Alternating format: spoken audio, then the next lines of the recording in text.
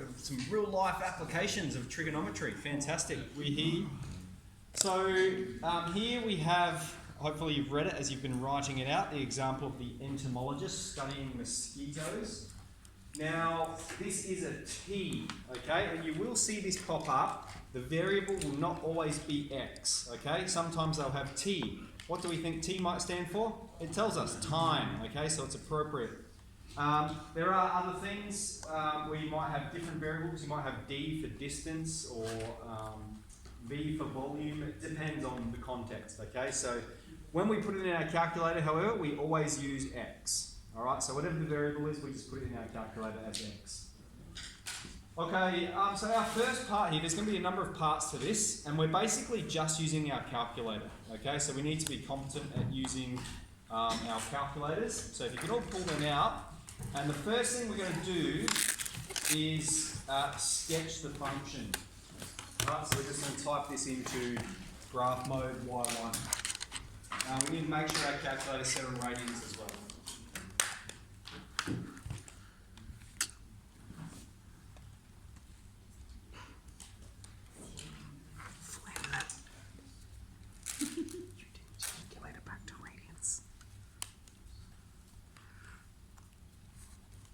Alright, so instead of t, we're putting x.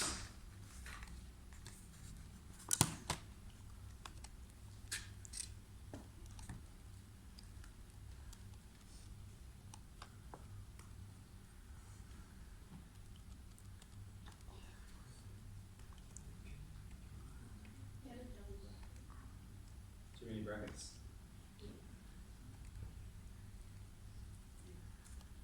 I'll do it. Okay, so once we're done, we'll just do it step by step. Yeah.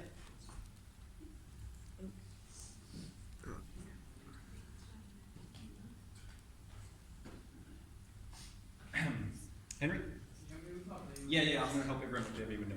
Okay, because this problem, the V, we've got to think about the V window intuitively. Okay, so I'll just talk about this V window first and I'll come see you, mate. So the first thing is we're told the interval for time, okay? Now remember we substituted x for t, so that means our x min is going to be 0 and our x max is going to be 16. We can change that in a moment. I might just make a bit of a list here.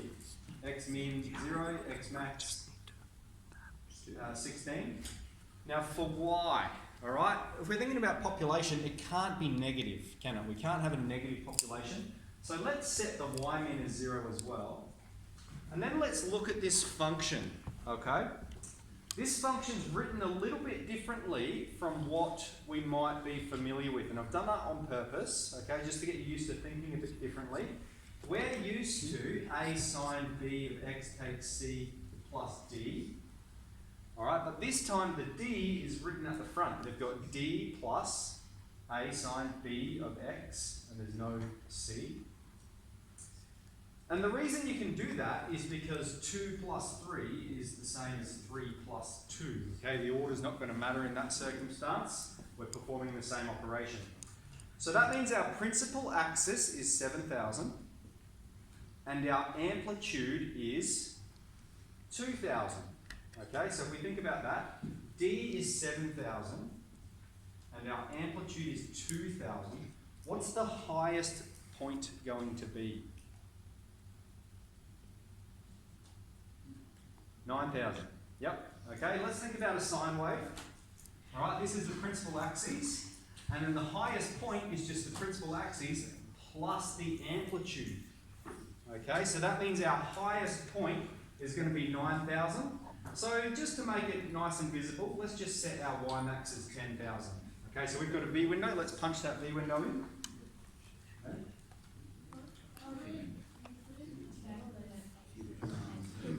Oh, thank you. How did you see that?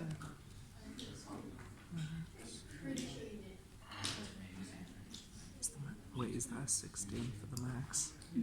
Okay. I reckon you're right.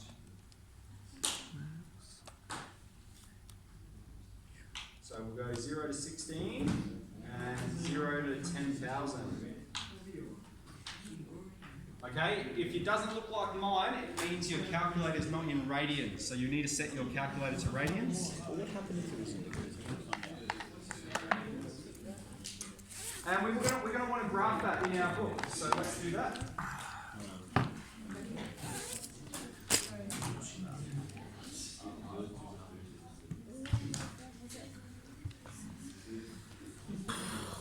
So 1 and 1 to 0. So that's a 10,000.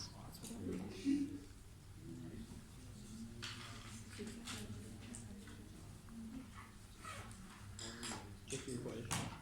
Okay, we're going to fill some information in on the graph as we go along. So let's jump ahead to part B, and I'll show you, we're going to get all this information and we'll put this information on the graph as we're going, I think. So the first part of part B, find the initial population. So there's two ways we can do this, all right? We can find P of 0, okay? That means we've got this equation and we put t is 0, when t is 0, into this equation. So we could put this in our calculator, 7,000 plus 2,000 sine pi times 0 divided by 10. Okay, we could put that in our calculator and it's going to give us the initial population. The other way we can do it is from our graph.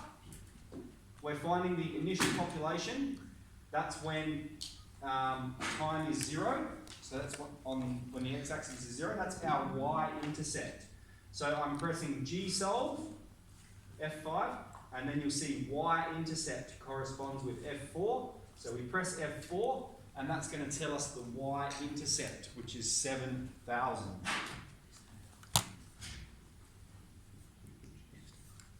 Okay, and let's answer in the context. The initial population is 7,000 mosquitoes, which means we have our first point here on our graph. This is 7,000.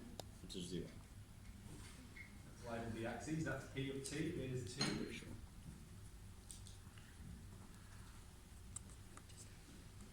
Okay, determine the population after 6 weeks. All right, so again, we could follow the same process. So that's part B is C. So we could chuck time is 6 into the equation. We could just go, 7,000 plus 2,000 sine pi times 6 divided by 10. Okay, you put that in, it's going to generate your same answer. Okay, that's one way of doing it. But we want to get used to using our calculator. So we're going to press G solve, and we're trying to calculate the population. So we're trying to calculate population is on the y-axis. All right, so we're doing a y-calc. Now, not all my options pop up here. I can press F6 to bring across some more options in G solve. So if I press F6, you can see there's y-calc, x-calc, and you'll learn about the other one in Year 12. We want to know the population, so we're doing a y-calc. Enter the value of x. Remember, x is time when time is 6. Okay? We're saying, what's the population when time is 6? 8,902.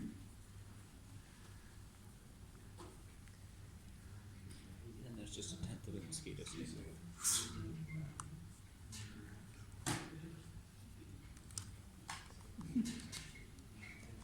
Okay, Sophie, you good? Yep. See you? I have a question. I'll see you. See you.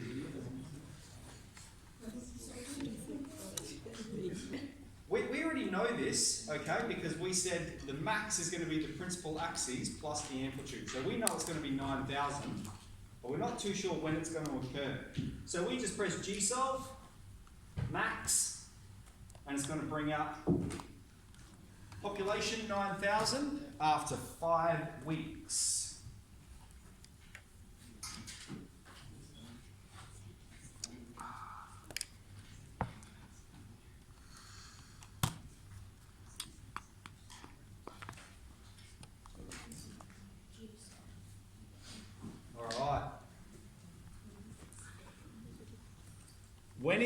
When does the population exceed, when is the population 8,600? So now we're not asking for the population, we're asking for the time. Alright, so now we're not doing a y calc, we're doing an x calc. So G solve across x calc because we want to know when. What is the time? So we're calculating x given the population is 8,600. And so we've got 2.95.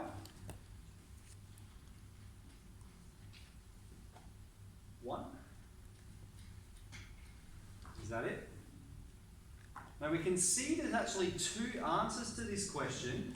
We're saying when is the population 8,600? And it's going to be here and here, isn't it? There's going to be two answers to it. And so we just press the across arrow on our calculator to bring up the next answer. So just press across like that. 7.043.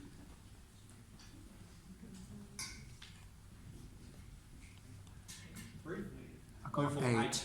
Yeah.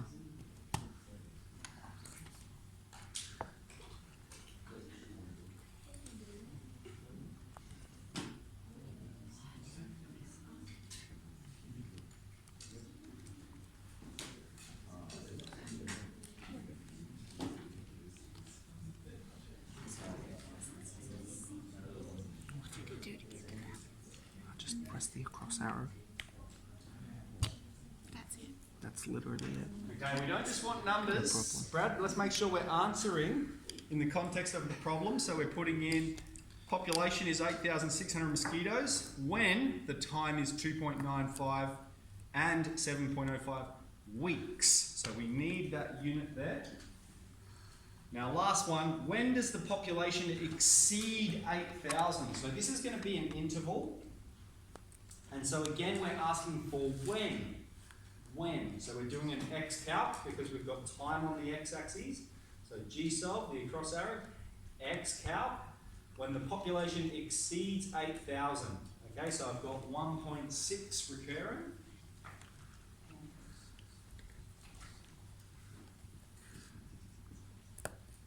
Two, 8.3 recurring. Alright, and so what that means is the population is over 8,000, okay, over this time interval. From time is 1.66 weeks to time is 8.33 weeks. Alright? Population.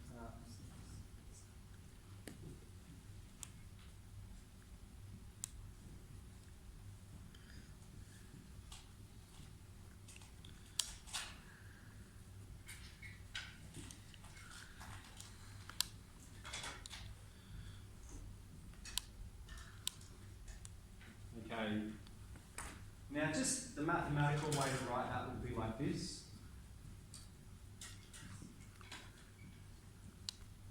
We will learn about that later, but just in case you're interested now. Okay, now, right, I got you guys to graph it right at the start. Okay, and the reason I did that is because I wanted to talk about v-window and I wanted to talk about using the function. Normally with these questions, I think it gets you to graph it at the end once you've got all that information, and then you can make sure your axes are good and it fits accordingly because you've generated all this information from it. But today we're just using our calculators a bit, so this is enough to do question 26 onwards. Let's get into them. And if you finish them, you can do some revision.